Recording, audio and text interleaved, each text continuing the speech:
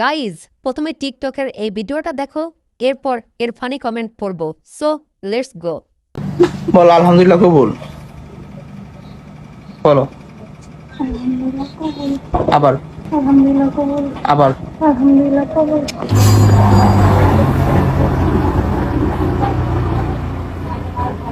ঠিক আছে, তো আমি আলহামদুলিল্লাহ কবুল, আলহামদুলিল্লাহ কবুল, আলহামদুলিল্লাহ কবুল। আজকে থেকে আর আমার বউ হয়ে গেছে গা। এটা যে ফটোকপি, একটা ফটোকপি তোমার দিয়ে দেন, ঠিক আছে? রাজি?